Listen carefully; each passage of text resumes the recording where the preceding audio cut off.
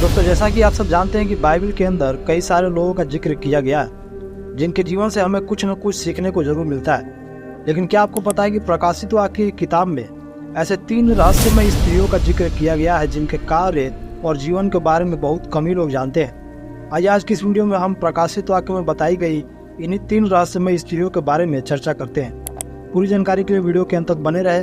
आइए वीडियो में आगे बढ़ते हैं।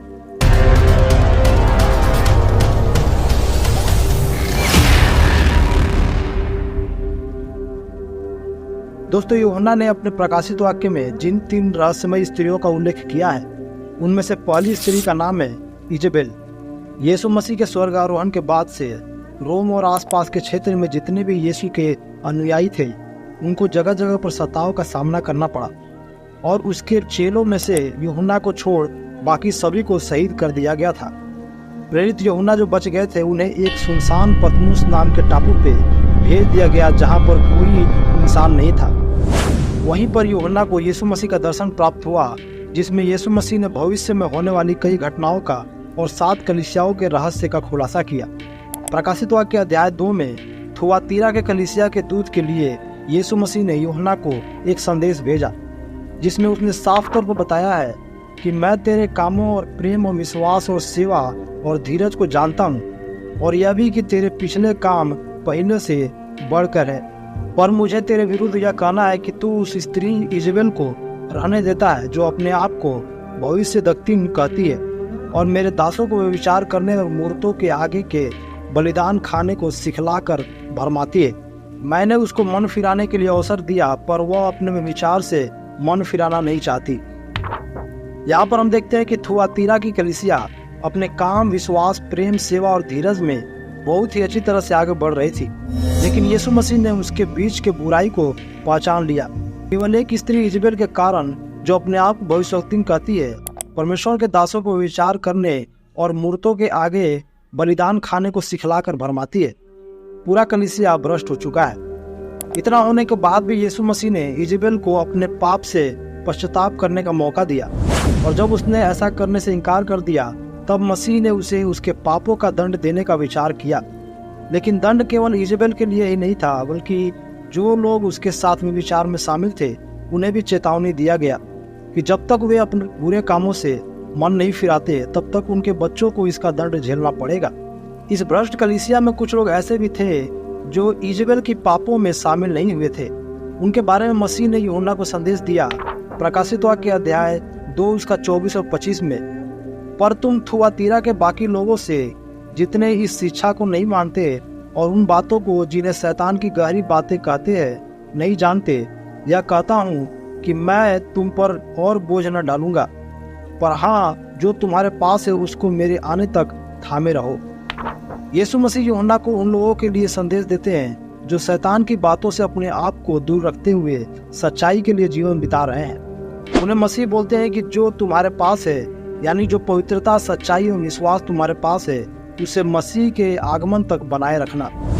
जिस इजेबेल के बारे में हम प्रकाशित वाक्य में देखते हैं इसका तुलना अहाब और इजेबेल की कहानी से भी किया जाता है। इजेबेल रानी ने अहाब राजा को परमेश्वर के मार्ग से दूर कर दिया था और उसे मूर्ति पूजा में भी शामिल किया, जिन कामों से परमेश्वर बहुत ही नफरत करता है।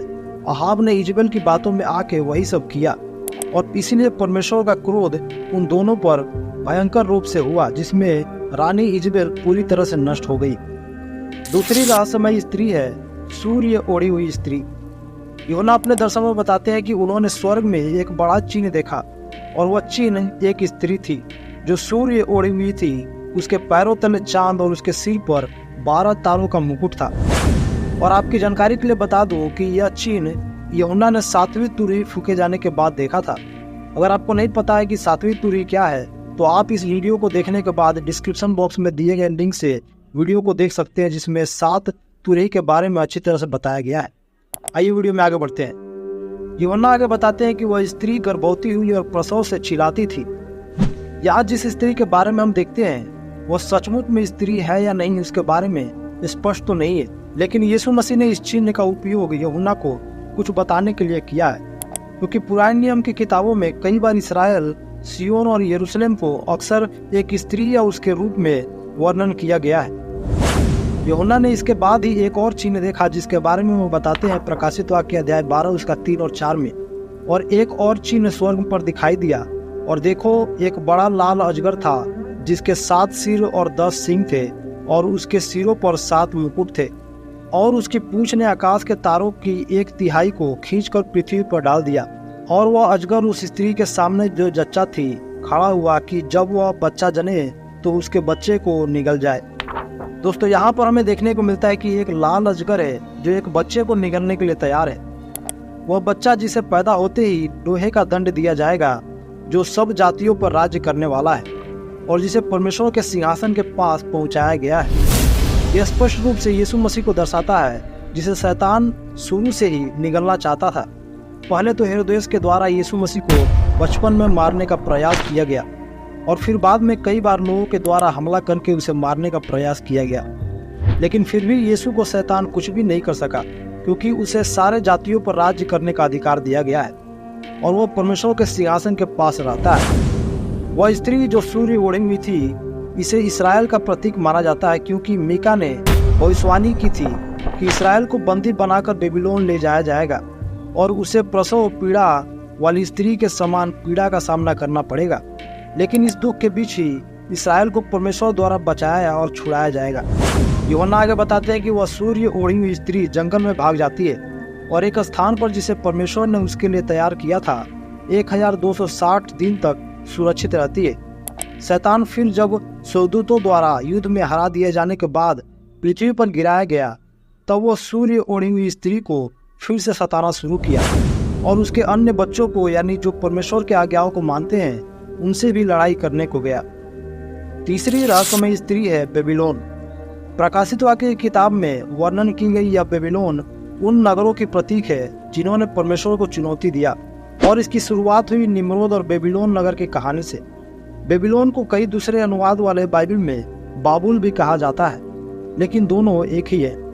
प्रकाशित वाक्य अध्याय 14 उसका 8 में लिखा है, फिर इसके बाद एक और दूसरा स्वर्गदूत यह कहता हुआ आया कि गिर पड़ा, वह बड़ा बेबीलोन गिर पड़ा, जिसने अपने व्यभिचार की कूप में मदिरा सारी जातियों को पिलाई है।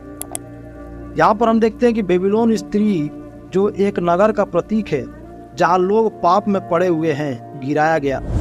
और यूहन्ना आगे बताते हैं कि बेबीलोन निश्चित रूप से व्यापारियों और राजाओं का केंद्र बनने जा रहा है, एक ऐसा स्थान जहाँ लोग व्यापार करेंगे।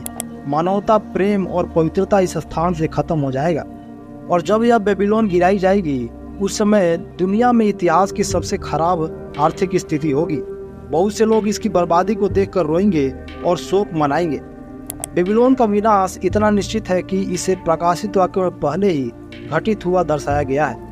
आइए जानते हैं कि आखिर मसीहियों के लिए इसके बारे में जानना क्यों जरूरी है। यूहन्ना बताते हैं प्रकाशित वाक्य अध्याय 18 उसका 4 और 5 में, फिर मैंने स्वर्ग से किसी और का शब्द सुना कि हे मेरे लोगों, उसमें से निकल आओ कि तुम उसके पापों में भागी न हो, और उसकी विपत्तियों में से कोई तुम पर आ न पड़े, क्योंकि उसके पाप स्वर्ग तक पहुंच गए हैं और उसके अधर्म परमेश्वर को स्मरण आए हैं। यहाँ पर हम देखते हैं कि बेबीलोन के गिराए जाने के समय परमेश्वर अपने स्वर्गदूतों द्वारा अपने लोगों तक संदेश भेजेगा कि बेबीलोन से बाहर निकल जाए, ताकि विश्वासी लोग बेबीलोन के पाप में सहभागी नहीं हो, और जब बेबीलोन के ऊपर विपत्ति आए तो विश्वासियों को कोई नुकसान नहीं होने पाए, और प्रत्येक विश्वासी का प्राण बचाया जाए। आशा करता हूँ आज की इस वीडियो से आपको कुछ सीखने को मिला होगा। वीडियो को लाइक करें, अपने विचार हमें कमेंट करके जरूर बताएं, और चैनल को सब्सक्राइब करना नहीं भूलें। और फिर मिलते हैं अगले वीडियो में, तब तक के लिए धन्यवाद। जय मसीह की।